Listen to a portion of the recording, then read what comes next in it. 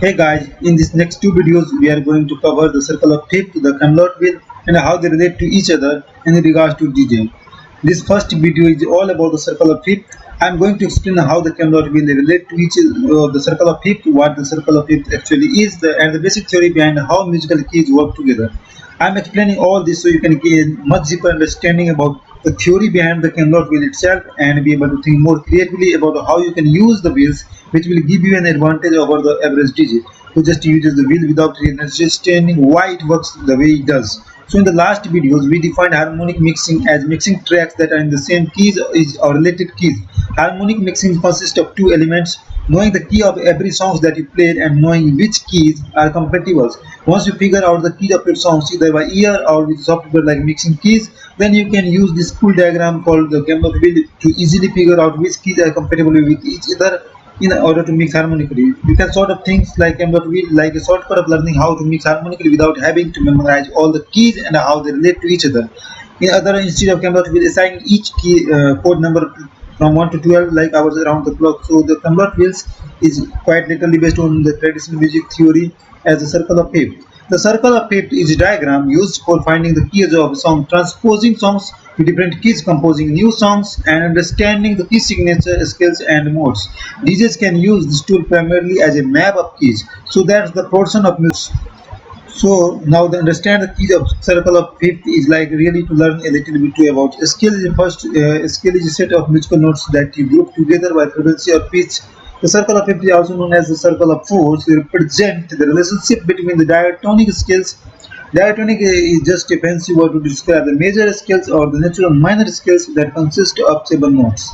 These 7 notes include 5 notes whole step and 2 half step in each octave. An easy way to visualize this whole and half step is to look at the piano. Each key on the piano is a half step from the up, and this means that these keys don't have the black keys in between are also considered half step. So for example, in the C major scale we have C, D, E, F, G, A, B, C as the 7th note and then resolving in the next octave note of C, which is actually 8 notes, but there are 8 notes in the scale. Octaves are notes that you hear as being the same in despite of being higher or lower in actual pitch. So play middle C in the piano, then go up the C major scale and the white keys, and the 8th note play will be another C and octave higher. The oct part of the word OCT refers to with the at the distance of the scales. Notice that the scale is all in white keys. So the 5 whole steps are C to B, D to E, F to G, G to A, and A to B. So this means that the first half step in the scale is E to F, and the second half step is B resolving back to the next octave C. The root note of the scale accesses the center of the keys. In the C major scale, the root note is C, the minor scale is based on the minor keys, and the major scale is based on the major key. All songs have key signature. A key signature is a code in music that tells you how many sharps or flats are in each scale and appears at the beginning of the piece of music. So circle of fifths diagram makes it super easy to see how many sharps or flats are in each key. At the top of the circle of fifth diagram, the key of C has no sharp or flats in its key signature. The C, D, E, G, A, B. Starting from the key of C and moving clockwise by ascending fifth, the key of G has one sharp, G, A, B, C, D, E, F sharp. And then next, the key of D has the two sharp, D, E, F sharp, G, A, B, and C sharp. Moving clockwise around the circle of fifth adds sharps the key signatures, and the moving counterclockwise adds flat to the key signature.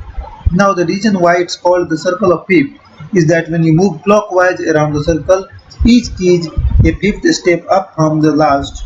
So for example, the C major scale is C, D, E, F, G, A, B. So we would start at C and for 5 notes up to G. C, D, E, F, G, which means G is the fifth step up from C. The G major scale is G, A, B, C, D, E, F sharp. So if you count 5 notes from G, we will get G, A, B, C, D, which means D is a fifth step up from the G. Now for those who don't know your scales yet, another easy way to go to the fifth is to use the piano key to count 7 half steps. The distance between each individual keys represent a half step for semitones. from the last. So for example, just count 7 half step from the C, C sharp, D, D sharp, E, F, F sharp, G, and you get G. If you count 7 half step from G, you will get D.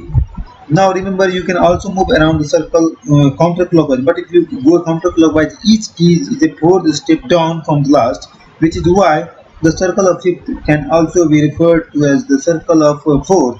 So for example, the C major scale C, D, E, F, G, A, B, if you count 4 keys up from the C, then you get F. So just remember, clockwise is fifth, counterclockwise is fourth. Okay.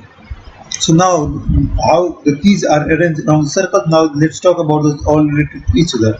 The scales that are few apart are only one note different from each other, which is why the keys work so well together. C to G measure is a fifth up, so C D E F G A B, and then C versus G A B C D E F sharp, and then G.